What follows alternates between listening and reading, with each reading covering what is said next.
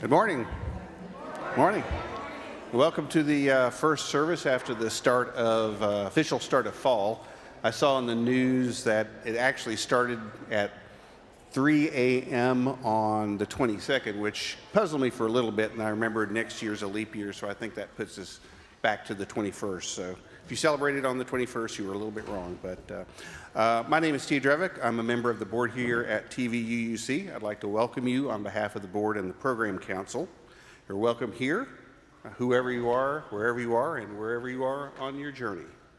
If you're new and or if you're not new and you just want some more information about us, we have a visitor information card on the back of the pews or the back of the seat backs. You can fill it out and place it in the collection basket when that comes by. For those of you viewing online, you can go to the church website at tvuuc.org, and there should be a stay in touch. We are doing a new website. I'll talk about that in just a second, but that should be there. If you're interested in programs for youth, children, we have a religious exploration table out front, and they can answer any questions that you have. So a couple of other announcements. Everyone is invited to Songs in Freedom and Justice Celebration, the 11th Annual Pride Interfaith Service, to be held at Temple Bethel next door, October 1st at 3 p.m., so that's 1 week from today.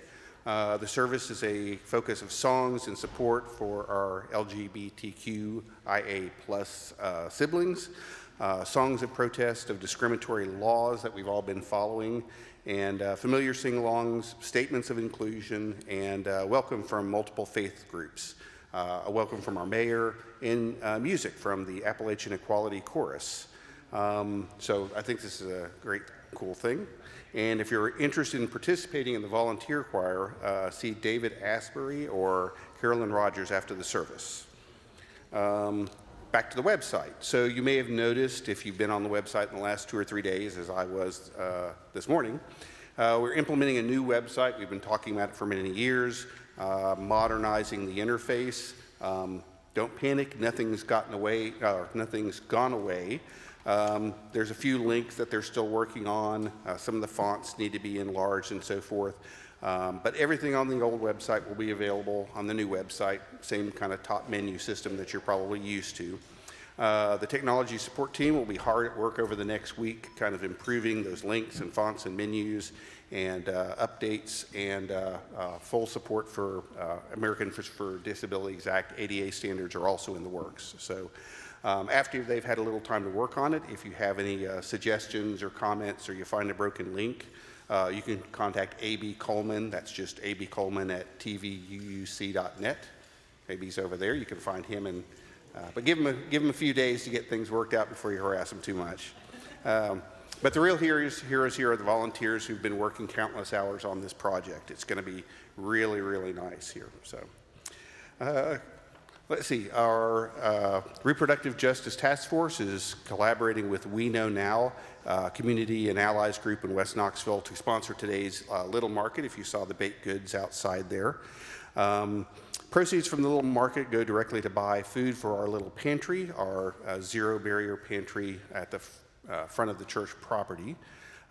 These groups chose to sponsor today's market because it's a dedicated offering Sunday for the church's Advancing Equality Fund. This allows TVUUC to sponsor events like Knox Pride and the MLK Parade. So today's market is a homemade bake sale, brownies, cookies, muffins, gluten-free and dairy-free and vegan options there too. So definitely check that out. Speaking of upcoming Pride, which is in a week, right? Is that right? I think a week. Anyway, first weekend in October. Lynn Hickson is looking for 2 cars and drivers to add for us for in the Pride Parade on Friday. That's this coming Friday. Yeah, so October 6th. October 6th. Okay. Okay. Well, the Friday before Friday, the Pride Parade. So thanks. Let's see. Also, all are welcome to a new personal beliefs and commitments discussion group. Is meeting this Wednesday, 6 to 7 p.m. In the Alondria Williams room. For more information, you can find Betty Baumgartner in the fellowship hall. She'll be in the fellowship hall after the service if you have some questions on that. Let's see. Lóre Williams is thrilled to have returned to East Tennessee as the contract minister for Foothills Fellowship in Maryville. She's originally from Maryville. She attended college in Michigan and worked at the Nashville Public Library for many years. During that time, she joined the First UU Nashville as membership coordinator and discovered her journey towards ministry and attended Harvard Divinity School. She served on the board of the Church of the Larger Fellowship, worked at UUA and UU Service Committee, and has been honored with many awards for UU history research and ministry. So she's currently planning her ordination, and which will be held at First UU in Nashville later this year. And she'll be speaking after the chime and after the announcements.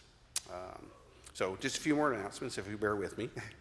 This afternoon at 2 p.m., we will have a workshop here in the Fellowship Hall with Reverend Maggie Whitehouse, who will speak on reclaiming the feminine divine. Her background ranges from a former BBC correspondent to hospice chaplain to, checks notes, riding a Bengal tiger. And she was also a finalist in the UT Funny Women's Awards, so this sounds like a talk really not to be missed. So again, that's 2 p.m. in the Fellowship Hall. I have a couple of announcements from the floor. Betty and Casey will talk about Let's Connect. Diane Fox is going to talk about the auction, and then a short little announcement on Justice Knoxville.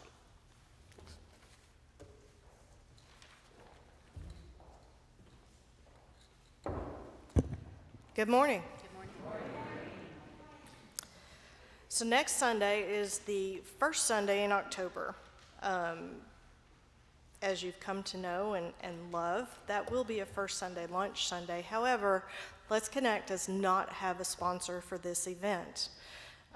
Casey and I will be in the lobby after the service to help sign up helpers, which are critical to make this event happen, people to bring food, and also we'll be offering a tutorial on how to use the Sign Up Genius tool.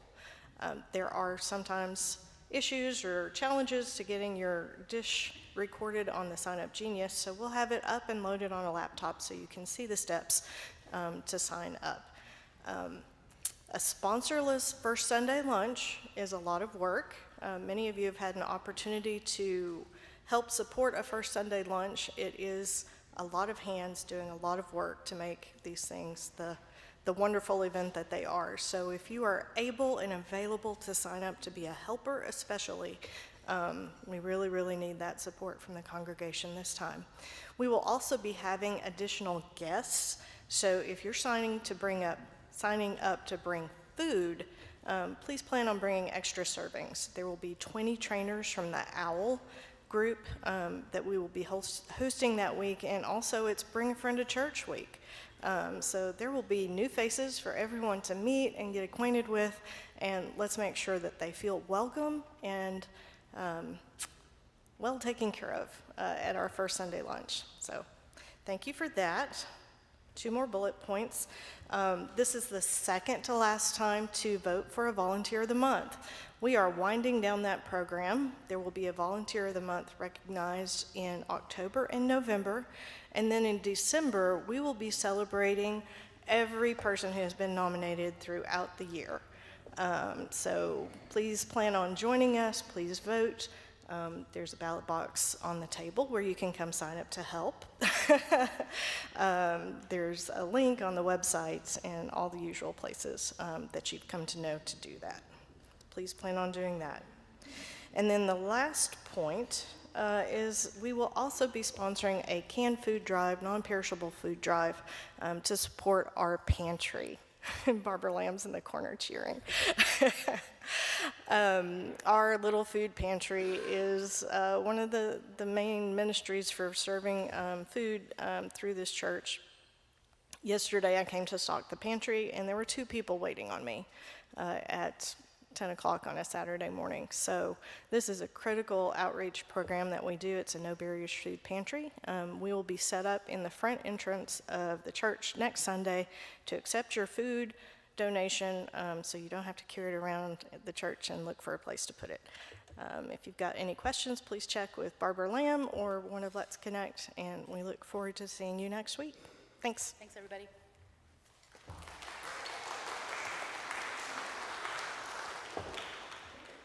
Hey, everybody.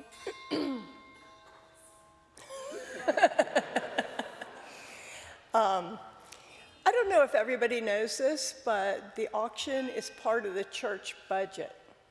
So that means that they actually budget the amount of money that we make in the church auction. I just want you to remember that because we really need more money for the church.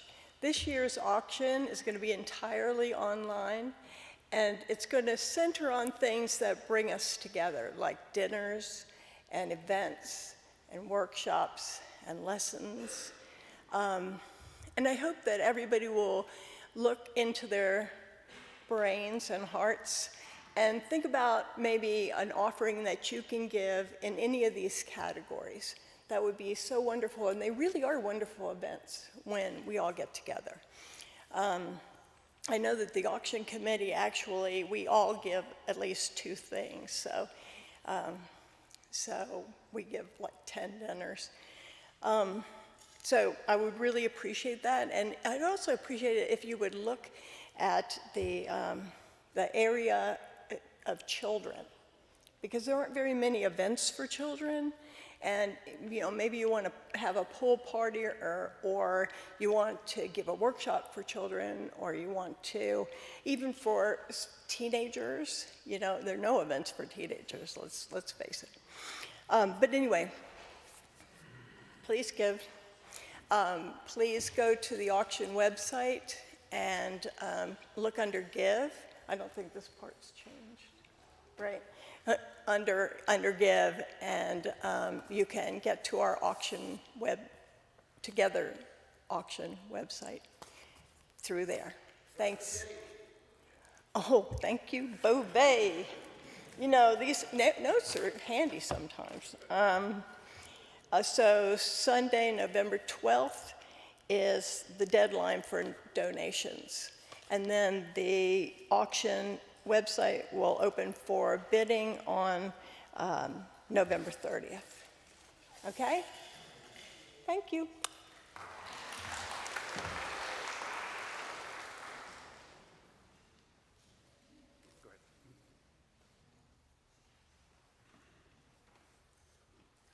Okay, real quickly, just another, excuse me, another Justice Knox reminder that we're having house meetings in the first couple of weeks of October.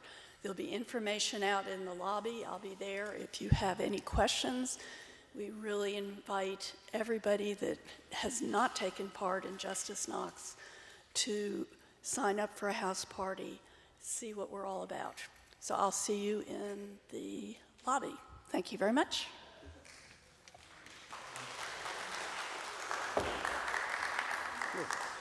Thanks, everyone. So after the service, we'll have coffee and conversation in the fellowship hall. Also at 12:45 in the Lizzie Crozier-French room. At 12:45, we'll have questions. It's a meeting for visitors or those who want to know more about TVUC, or those who have been members and just still remain confused.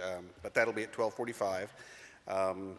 And that's it. We're done with the announcements. So please silence your cell phones or other electronic devices. And again, after the chime, I'd like to introduce Lóre Stevens, who will speak. Thank you.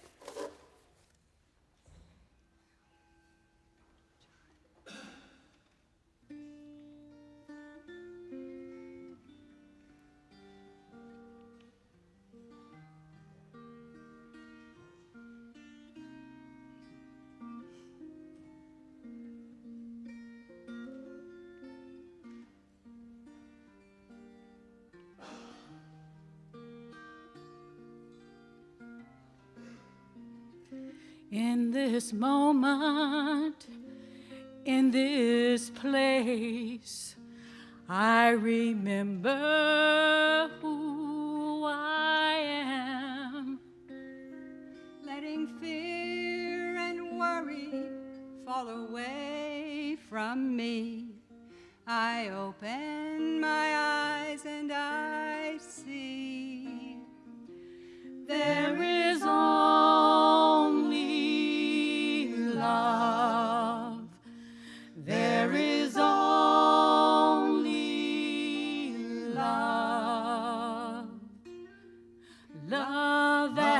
heals, love that sets us free. There is only love. When I lose myself, when it seems I've lost my way, When I go inside and quiet my mind, I can hear Spirit gently say, there is only love. There is only love. Love that heals, love that sets us free. There is only love.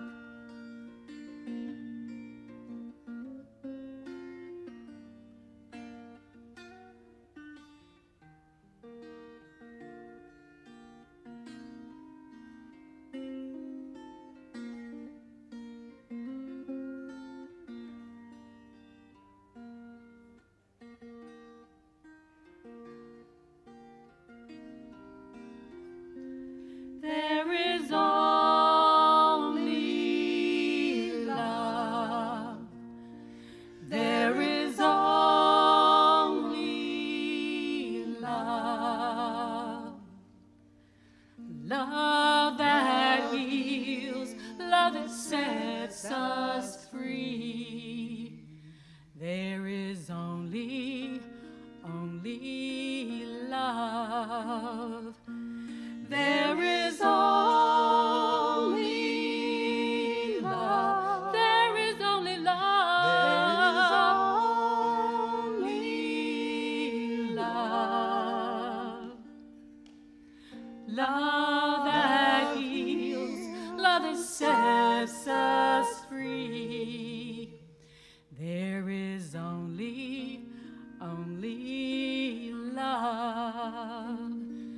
There is only love.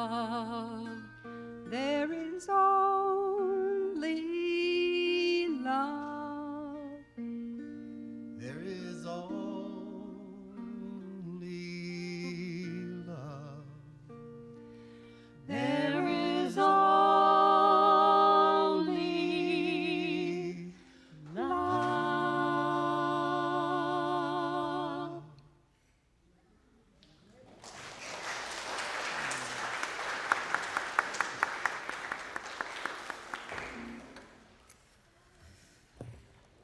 Good morning, Tennessee Valley.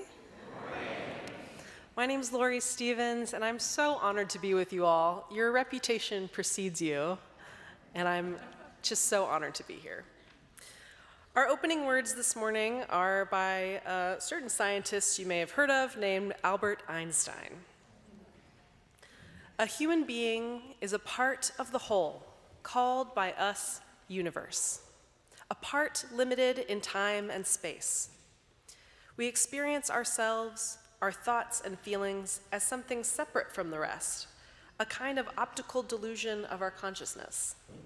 This delusion is a kind of prison for us, restricting us to our personal desires and to affection for only a few persons closest to us. Our task must be to free ourselves from this prison by widening our circle of compassion to embrace all living creatures and the whole of nature in its beauty.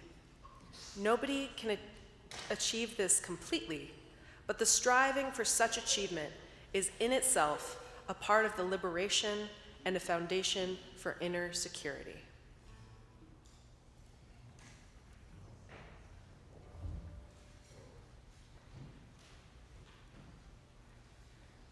Please rise and join in the singing of our chalice lighting hymn, Come Dream a Dream with Me.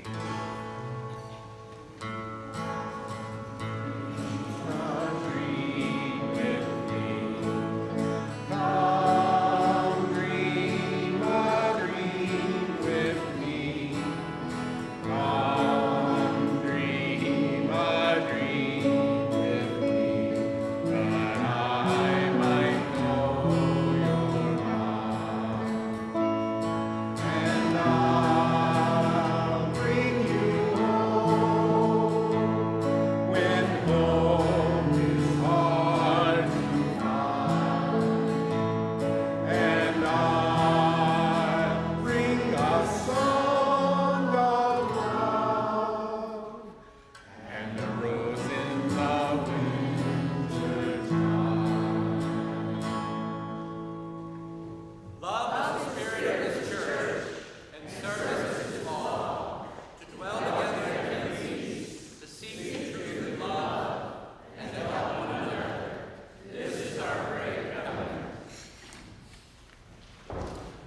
please remain standing in body or spirit and turn to hymn number 1058 in the teal hymnal, Be Ours a Religion.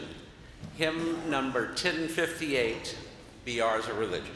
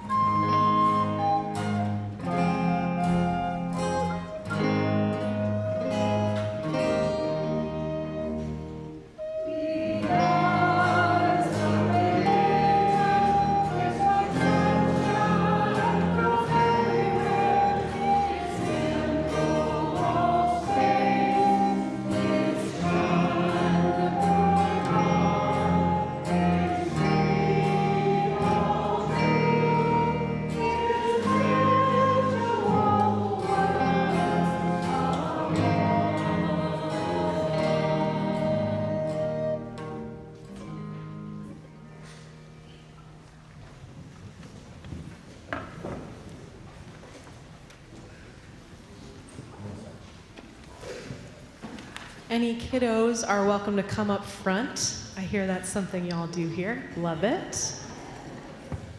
You can also stay right where you are as an introverted kid. I understand. Good morning. Oh, my brother would love your Super Mario shirt. That's exciting. So the story I would like to share with you all today is from our Christian Universalist heritage. For those who don't know, we're Unitarian Universalists, but before we were that, there were Unitarians and there were Universalists. So this is from the Universalists. A long time ago, in a faraway place called New England, there was a little boy named Hosea Ballou. Almost like the color blue, but Ballou. Hosea, like many kiddos, loved to play and color and run and jump, but his favorite was to play in the mud. Oh, he loved it. Sticky, squishy, in between his toes, didn't matter. Mud pies, dry season, he would just carry some water outside in a bucket and make his own. And he really loved splashing in it with both feet. Like, can you guys do some jumpies for me? Some puddle jumpies? Ready? Jump, jump, jump, yes, yes! He would splash as big as he could so that he would see how high he could get mud on his clothes and on his siblings' clothes. He would get them all muddy. And Hosea's mom had passed away when he was little, so his older sisters took care of him. And they, unsurprisingly, didn't love the whole mud thing so much as Hosea did. So one of the sisters would do laundry, and so when Hosea got muddy, so much laundry. She would have to do his, she would have to do the other siblings. The other sister would give the kiddos baths, and so, every other day it was bath time, so much mud everywhere.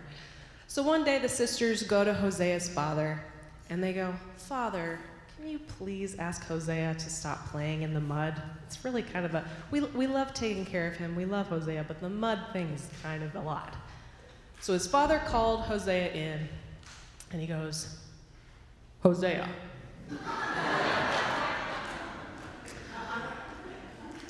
your sisters are getting a little tired of the mud, so I want to ask you, I think you're getting a little older now, I want to ask you to stop playing in the mud." And Hosea goes, "Okay, Father, I'm sorry about that. I'll try. I'll try to stay out of the mud." And he did. He really did try. He loved his father. He loved his sisters. So he did what they asked him. But sometimes he didn't mean to, but the mud was just there. He would be walking to the chicken coop or coming home from school, and it's raining, and there's mud. Dang it, there's mud. Once you get a little mud on you and you know you're going to get in trouble, you might as well do some more jumpies. Splash, splash, splash in the mud. And so his sisters go to his father again. They're like, "Father, he's still getting all muddy and dirty, and we're doing so much laundry. Please ask Hosea to stop playing in the mud." So his father calls him in again, and he goes, Hosea, your sisters are getting very frustrated, and we want to help them because they help take care of us. So please stop playing in the mud. And Hosea feels really bad because he's already been asked once. And he knows he shouldn't have, and he didn't mean to. And he goes, oh, I'm so sorry, Father. Are you angry with me? And his father gave him one of these. I'm not angry with you, Hosea. I'm disappointed. Oh, no. Do you still love me? Yes, Hosea, of course I still love you. Will you still love me even if I get muddy again? His father said, yes, of course, Hosea. I will always love you. And Hosea, he just wanted to push it just a little bit. And he goes, will you love me even if I get mud behind my ears and behind my knees and in between my toes? And if I fall right in and to get it all over my face, will you still love me? And his father said, Hosea, I will always love you, no matter how muddy you get. But please, try to stay out of the mud. And he did. Hosea grew up, and he got better at, walking around the puddles. Groundbreaking. And when he was about 17, he started, his father was actually a Baptist preacher. And so Hosea started to ask a lot of questions about God and all these things he'd heard about heaven and HE double hockey sticks. And so he goes to his father one day and he goes, Father, why do we believe that only like 1 in 100 people will go to heaven if way more people than that might be good? And his father, according to the story, his father didn't know, which I think the Baptists would disagree with, but his father in the story goes, well, I don't know. And Hosea comes to him again and goes, Father, if I was God and I created human beings and they had to scrape their knees and be hungry and, get in fights and they had a hard life and then they died, and I sent them to HE double hockey sticks. If I knew that was going to happen and I still created them, would I be good or bad? And his father, according to this story, had no answer and goes, I don't know. So Hosea goes to a Universalist church and he starts to learn about an understanding that God loves everybody and that God doesn't send anyone to hell. HE double hockey sticks. Uh-oh. I'm in trouble. But he learned a new way of thinking about God and love and what happens after we died. And eventually Hosea himself became a Universalist minister. So he was a lot like his dad, but he just thought about it a little bit different. And his father was very confused. Hosea, how can you believe that even bad people would go to heaven? And Hosea said, Father, it's just like when I was little and I got muddy all the time. And you told me that no matter how muddy I got, you would still love me. It's just like that. So that's a wonderful story from our Universalist heritage.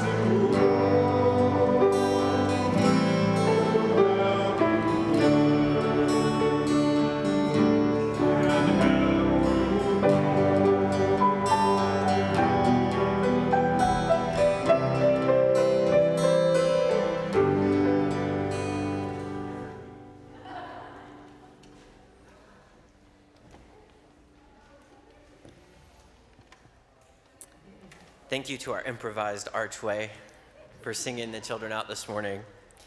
Good morning, y'all. How are y'all this morning? I'm doing good. Thanks for asking. And I want to take a moment. I think that camera is the one that's on. I just want to get us all to turn and wave to the folks who are joining us online, either because they can't be here this morning or because they're choosing to join us from afar. And I just want to say a good morning to us all. I'm John Coffey, a member of the spiritual care team, one of 5 or 6 at this point, 7? I can't remember. But on Sunday mornings, we bring joys and concerns of our community in an acknowledgement of our shared lives together. If you have a joy or concern to share, or would just like to talk with a member of the spiritual care team, please feel free to reach out via the Pastoral Care Line. The Pastoral Care Line is staffed every day by members of the spiritual care team, and if you'd like to connect with one of us, you can call or text us at 865-297-3155. That number is also found in the order of service and in the weekly newsletter. And if you do want a joy or concern shared in the service on Sunday, be sure to mention that, because we try to respect people's privacy and confidentiality, and unless we get your permission to share something, we try not to do that, just to respect folks. This morning, we are holding the family of David Joyner in the light as they celebrate his life with an informal gathering of family and friends this evening. David is remembered for his creativity and dedication to the arts. We're also remembering, keeping in mind Phil Hamlin, who has had a bad fall this morning, and he and his wife, Marianne Woodside, have had a bad go of things because she's also had COVID recently. So we hold them in our hearts this morning. Mary Touchton reports that Joe Touchton's second surgery went well on Friday. He is scheduled to move from the cardiovascular intensive care unit at UT Hospital to a regular room sometime this weekend, and we join in sending both Joe and Mary strength for the journey on recovery. Now, UT Hospital's where I work, and I saw Joe coming in after his surgery, and I went in and talked to him, and he said, you can just tell people the surgery went well. Whatever you tell people after that is up to you. So the next time you see Joe, ask him how his new robotic nose is working out for him. And they did also want me to note that while he's in the intensive care unit, his visitors are restricted, so we want to hold off on folks visiting him right now. And finally, if you'll notice, I am not Gordon Gibson, I am John Coffey. Unfortunately, Gordon has tested positive for COVID, and he's at home recovering. So far, I don't think Judy has it, but hopefully it'll stay that way, and we can send love and light and healing to both of them. So with these joys and concerns mentioned here, and those joys and concerns in our hearts, but left unspoken, I invite you to join me in singing our congregational response. The words are printed in your order of service.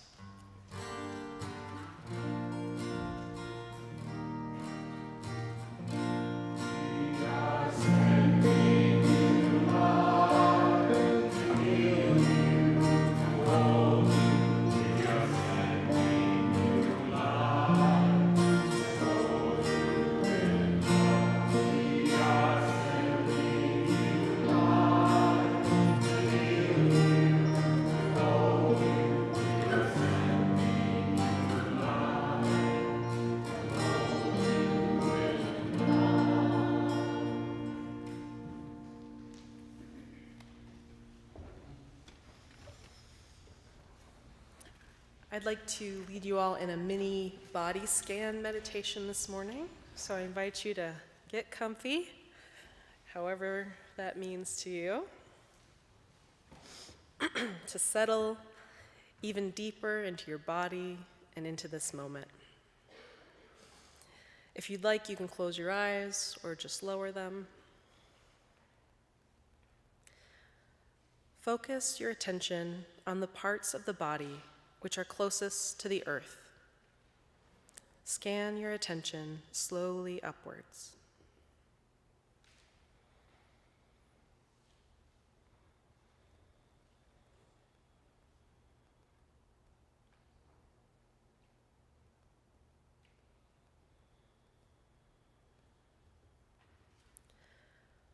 Focus your attention in the center of the body, where air becomes breath, where what is not you becomes you, where the line between blurs in a flow without ceasing.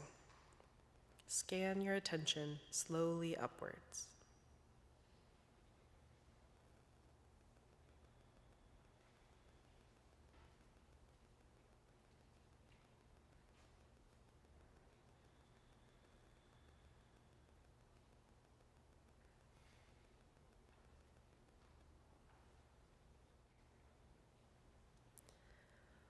Focus your attention at the top of the body, where feeling becomes thought and thought becomes action.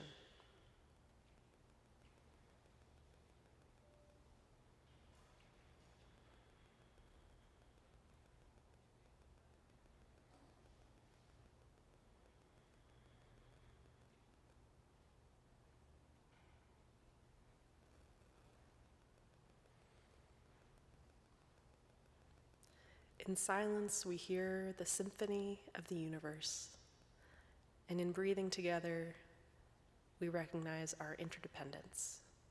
May it be so.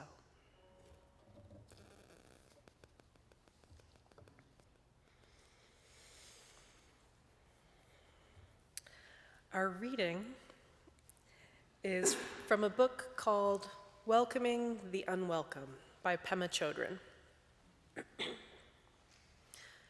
When studying spiritual teachings in the Mahayana Buddhist tradition, we set out by arousing an even greater motivation known as bodhicitta. In Sanskrit, bodhi means awake, and citta means heart or mind. Our aim is to fully awaken our heart and mind, not just for our own greater well-being, but also to bring benefit, solace, and wisdom to other living beings. My teacher said that the way to arouse bodhicitta was to begin with a broken heart. Protecting ourselves from pain, our own and that of others, has never worked. Everybody wants to be free from suffering, but the majority of us go about it in ways that only make it worse. Shielding ourselves from the vulnerability of all living beings, which includes our own vulnerability, cuts us off from the full experience of life. Our world shrinks. When our main goals are to gain comfort and avoid discomfort, we begin to feel disconnected from and even threatened by others. We enclose ourselves in a mesh of fear. And when many people and countries engage in this kind of approach, the result is a messy global situation with lots of pain and conflict. But when we arouse bodhicitta, when we awaken our hearts, we go against the grain of this tendency. Instead of shying away, we arouse the bravery to take a direct look at ourselves and the world. If I really connect to my jealousy, my anger, or my prejudice, I find myself standing in the shoes of humanity. From this place, the longing to wake up, to alleviate the suffering of the world, comes naturally.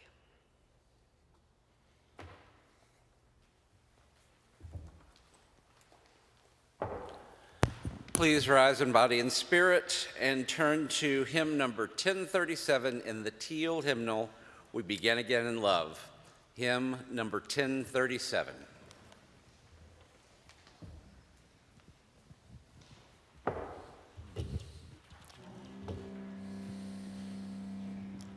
For remaining silent when a single voice would have made a difference. We begin again and each other. We begin again in love. For each time that our fears have made us rigid and inaccessible. We forgive ourselves and each other. We begin again in love. we have struck out in anger without just cause. We give ourselves and each other. We begin again in love. For each time that our greed has blinded us to the needs of others, we forgive ourselves and each other. We begin again in love. for the selfishness that sets us apart and alone, We forgive ourselves and each other. We begin again in love. for falling short of the admonitions of the Spirit, We forgive ourselves and each other. We begin again in love. for losing sight of our unity, We forgive ourselves and each other. We begin again in love.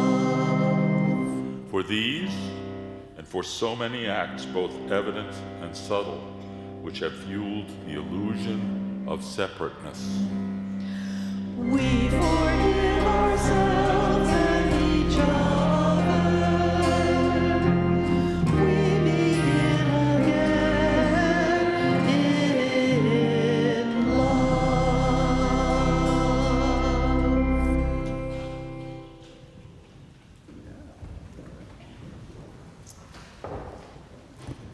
Good morning. I'm Mark Mohendro. I'm a lay leader here at church, and today's offering is going to TVUUC's Advancing Equality Fund. This fund is used to help us participate in Knox Pride, South Knox Pride, and various events during the year to support the LGBTQ community. It also helped pay for the celebration we had for the 50th anniversary of Stonewall. This also helps us participate in Martin Luther King Day events, and everything that is given today will go to that fund. And there are several ways to give. You can put a cash or check in the Sunday offering. There's a kiosk in the church lobby, and you can text a gift by message. Use text TVUUC and the amount to 73256. Thank you.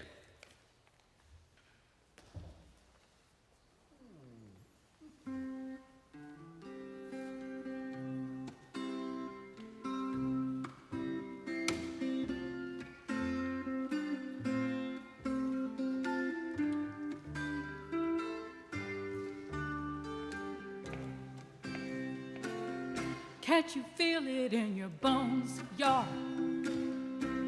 The change is coming on from every walk of life. People are seeing the light. Can't you feel it in your hearts now? A new thing is taking shape. Reach out, touch a hand. Make a friend if you can. Hey, what about you, my friend? Ain't it time you come on in?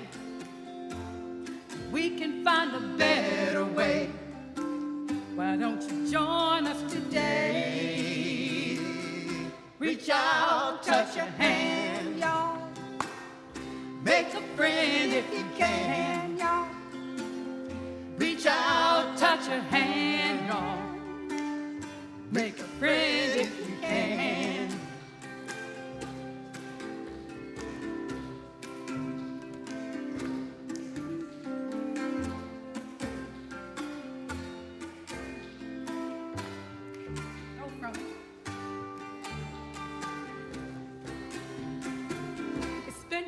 reflected in the attitudes of others just like you.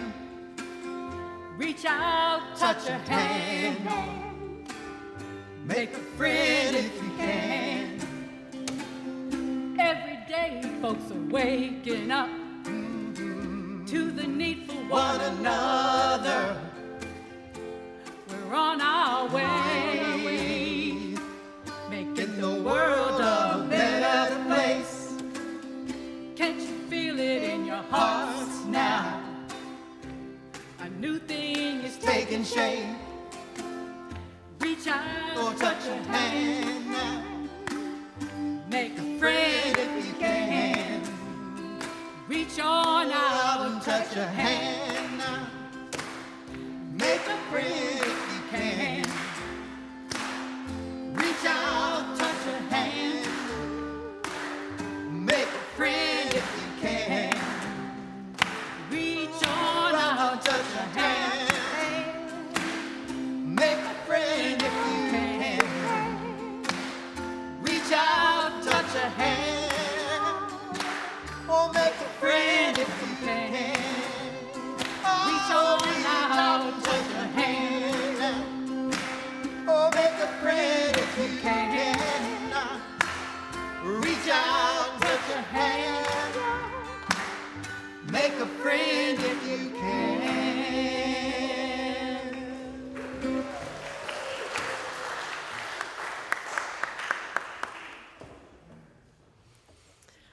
What a wonderful music crew we have here.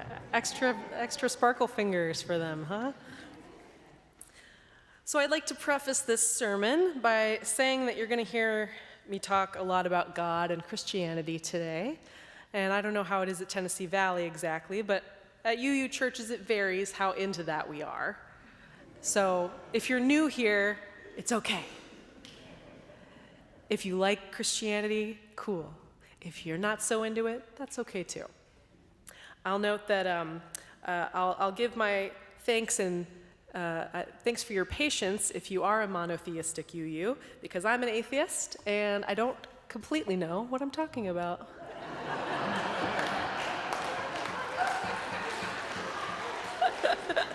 And if you are, like me, a non-theist or a pagan or a Buddhist UU, I thank you for your curiosity, because learning about our neighbors is part of the way we appreciate our shared universe. The song we did before about forgiving ourselves and each other was created by Reverend Rob Eller Isaacs, who was a UU who grew up Jewish.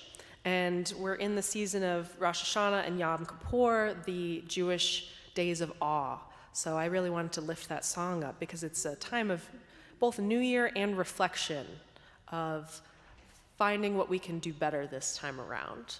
So thank you for joining me in both the celebration of Judaism and some learning about Christianity this morning. As you heard already this morning, I lost count, Unitarian Universalists like to talk a lot about love. And that originally meant God's love. They were Universalists that meant God loves everyone. But when God has come to mean something different for a lot of people, either they don't relate to it at all, or it is a little more nebulous, God is everything, God is love, then what does the love mean? You know, it takes a little theological legwork. So thank you for going with me on the journey. Back in the day in Christian Europe, there was this idea that wealth supposedly signaled that God loved you. Poverty signaled that you must have done something wrong and you were being punished for it. And you would go to HE double hockey sticks later. But poor people were like, I don't know if I love that idea, especially since it was the wealthy people who were saying it all the time. The wealthy merchants paid the priests, and the priests blessed the kings, and the kings protected the merchants, and almost all of these were men. And because these powerful dudes agreed that they had power because God had chosen them, and they were all agreeing with each other and saying, oh no, the priests have power because God picked them. The king had power because God picked him. It was hard to argue with them. And so if you weren't powerful or wealthy, it must mean that you were bad or stupid or weak, and that you just deserved what you got. And this was called theocracy. So let me hear who you think might not have agreed with all that. I hear it was right. Women, poor folks, non-Christians, people of color, absolutely. The poor folks in particular, of which the women and people of color and non-Christians were, many of them, they started to think, well, what if wealth and poverty doesn't have anything to do with God choosing to love and bless only a few people? What if God loved everyone? These folks thought, yeah, maybe life isn't fair, but after we die, what if we're all included in heaven? Won't that be nice? That's called Christian Universalism, and it pissed a lot of powerful people all the way off. They'd have to rub elbows with poor people in heaven? Ugh, no way. Christian Universalism was a lot like our boy Hosea Ballou from earlier, saying, Dad, will you love me even if I get muddy? It recognized and accepted humanity's natural imperfections, and it assumed that God made it this way. So why would God punish us for it? It was revolutionary at the time. For some folks, it's still revolutionary. I like that story a lot about Hosea Ballou, but I do have to point out that there's something missing. Did anyone else notice who is missing from the end of the story? His sisters. Yeah, nobody ever apologizes to them. He's all worried about what his dad thinks. But the sisters never get a break from cleaning. Hosea doesn't take a turn on the laundry. This Christian Universalist idea that we'll all be included in heaven, even if you made a big muddy mess and made other people clean it up, who might not have loved that idea? Yeah, his sisters, women, right? Like, why do we still have to wait until we die? So now in our Universalist history, we're in early America, a couple hundred years ago or so. Some Universalists, including a lot of women, thought it wasn't fair if God automatically included people in heaven even if they had done really awful things.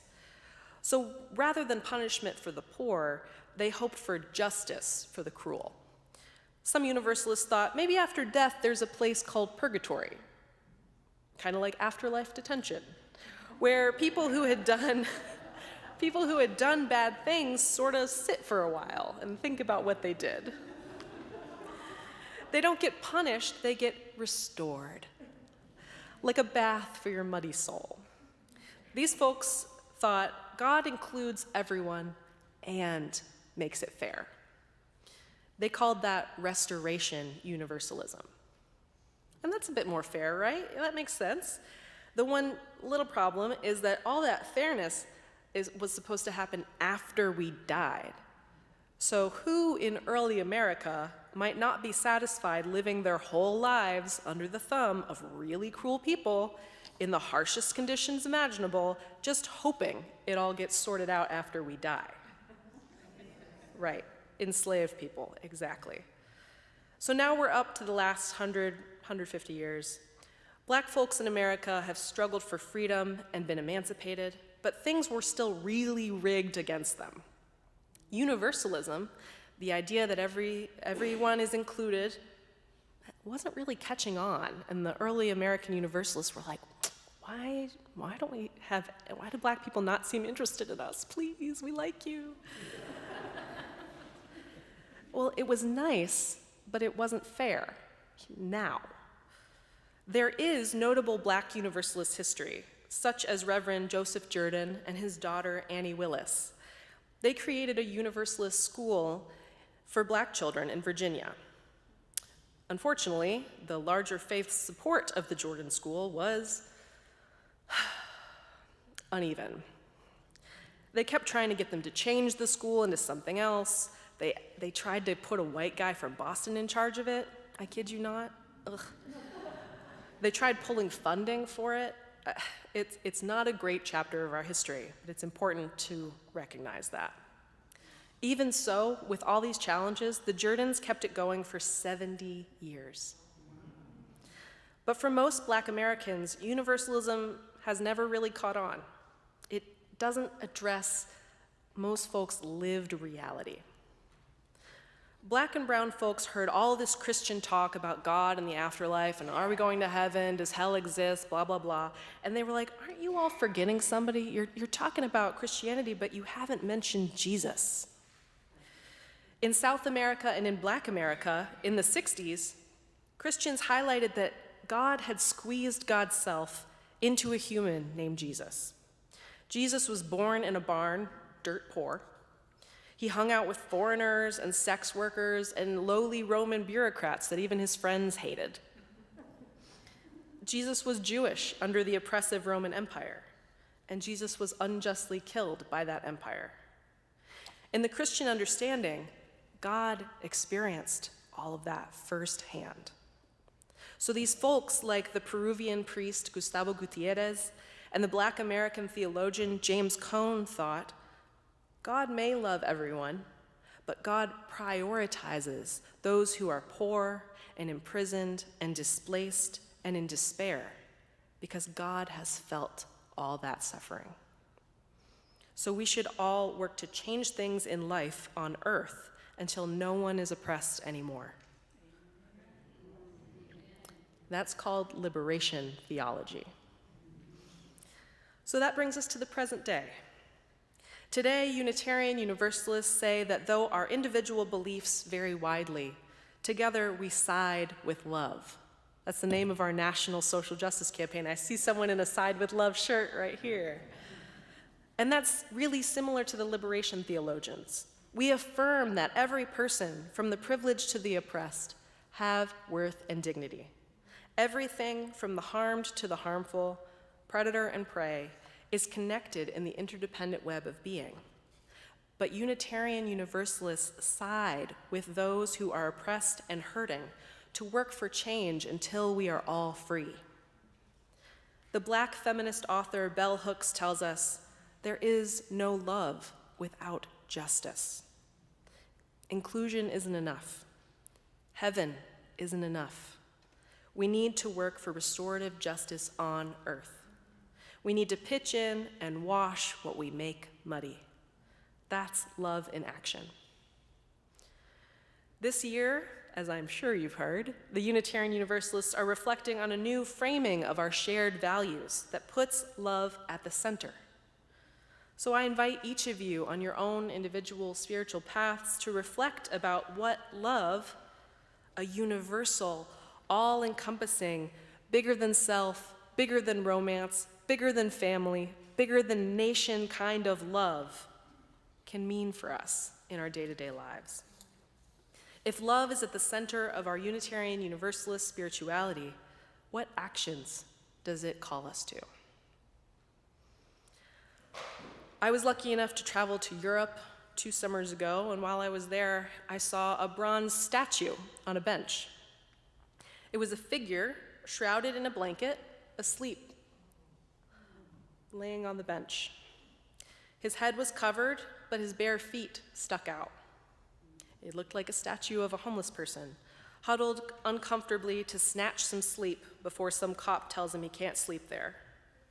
But if you looked closely at the statue's feet, you could see 2 marks, 2 holes, evoking Jesus after the crucifixion. Now, as I said, I'm an atheist, and I've also worked with a lot of people experiencing homelessness. This statue, even though it was Christian, reminded me that the universe is part of each of us, and that each of us is part of the universe, and so we are connected to each other in our suffering and in our joy. The beloved community can't be built from the middle up. Love lives in the souls and bodies of people who are harmed or excluded.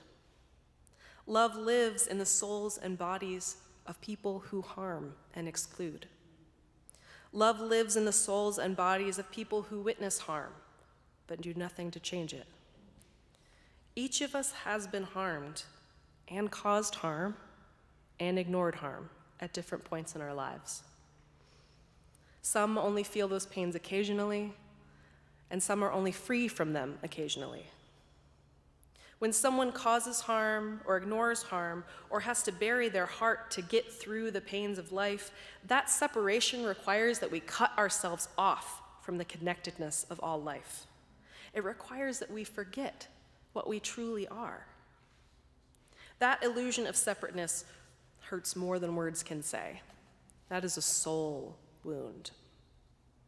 So when we take actions that are aligned instead with love and justice, we remember who and what we truly are, facets of the holy oneness. When we side with love, we go beyond inclusion and work for justice. We remember that our liberation is bound up together. Let us feel honored and undaunted at this sacred work, this liberating universalist work still to be done. May it be so.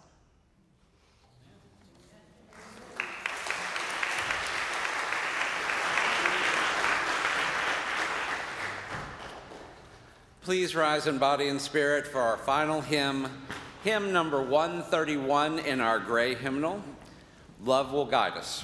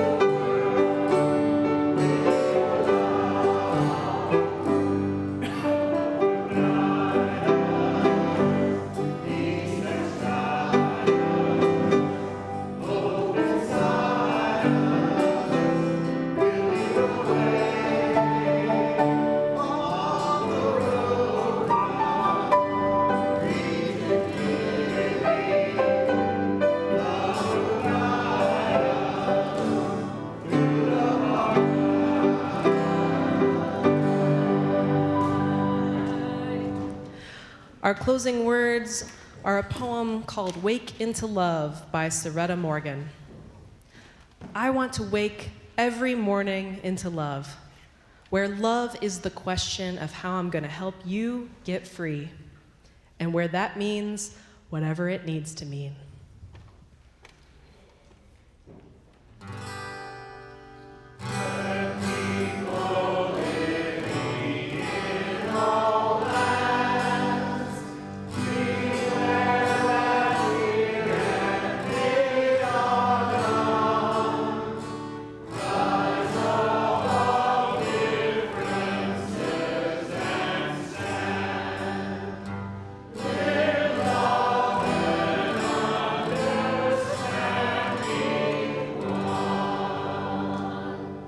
As a final act of worship, I invite you to turn and greet your neighbors.